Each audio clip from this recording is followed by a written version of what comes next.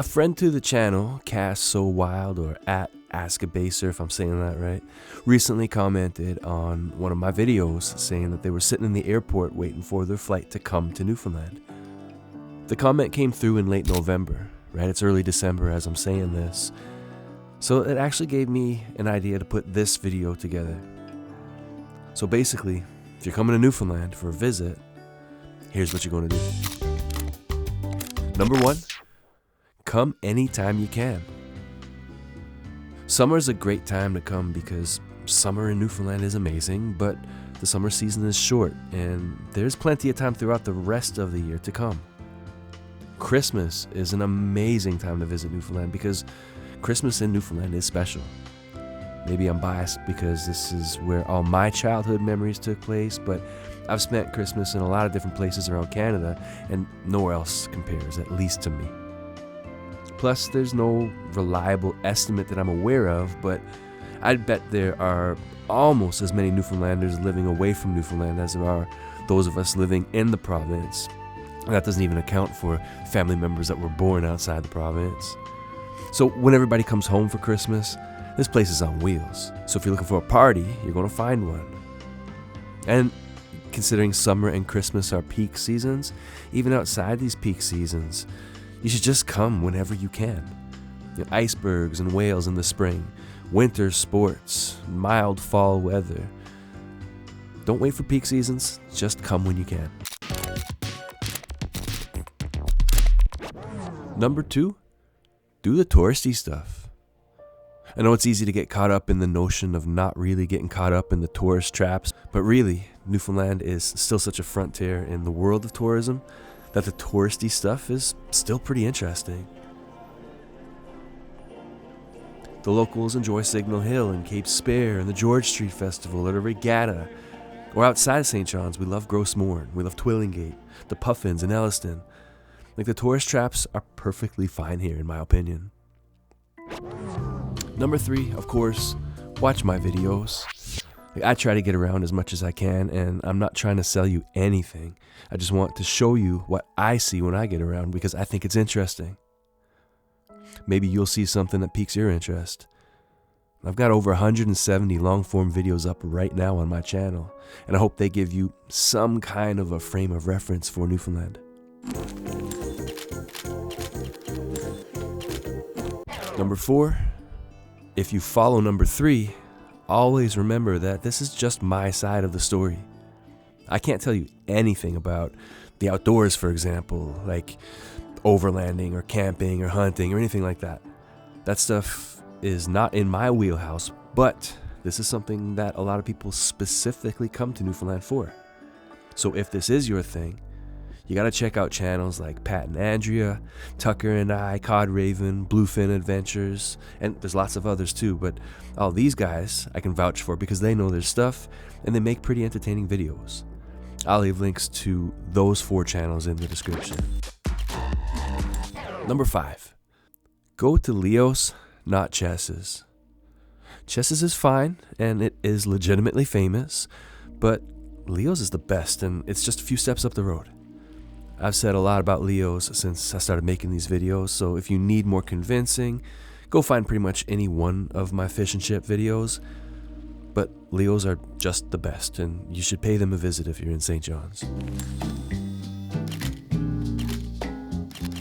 Number 6, plan ahead.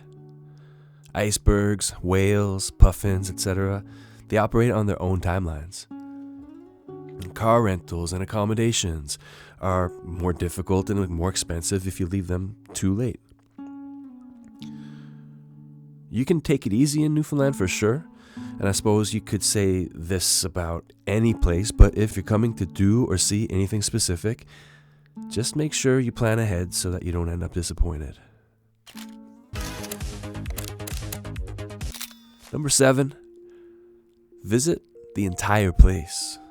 Or else try to visit at least more than one region of the island. If you have the ability to get around and explore the whole island of Newfoundland, do it. If you can get across the strait, go explore Labrador too. If you really want to experience Newfoundland, just like anywhere, you have to get around and see different regions. There are through lines that kind of unify Newfoundland, of course, but St. John's is very different from Corner Brook, which is very different from Bonavista, which is very different from Botwood, which is very different from Lassie, which is... you get the picture. I've been trying to get out and explore much more over the past few years myself than I ever did before. And the more I see, the more I want to see. If you are able, do your best to get out and see as much of the place as you can. And to my fellow Newfoundlanders, get out and see the place. I remember chatting with a really nice guy on the Fogo Island ferry on my first ever trip over there in 2021. He was from Lewisport, and he said that was his first ever trip to Fogo Island. That's wild. If you're from Newfoundland, don't take the place for granted. Get out and see some of the other places around the island if you can. And get up to see Labrador, which I haven't done myself yet, if you can. Now, I stand by number 7, and I follow my own advice for number 7.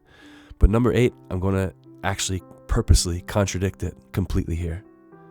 So for number 8, don't try to do too much if your time is limited. Not everybody's going to be able to rent a car and spend a month in Newfoundland. What if you're here for a 3-day work trip or something like that? Newfoundland is way bigger than you might think, and the road system makes travel take a lot longer than you might think just by looking at different towns on a map. There are almost no straight roads, so getting from point A to point B will often take a while. So if your time is limited, don't try to squeeze too much into your itinerary. You could end up losing too much time sitting in your car while you could have explored 1 or 2 regions more deeply instead.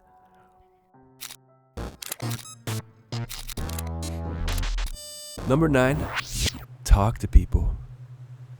Newfoundlanders will talk the air off you. And just be open to this. It'll make the experience far more interesting and memorable. I've traveled, right? Like I've been around, and there are lots of places where the locals just aren't interested in you. You'll come across people like this in Newfoundland too, don't get me wrong, but for the most part, we love chatting you up and talking about where you're from and why you came and whatever else. Finally, number 10, come back. Chances are you won't be able to experience everything.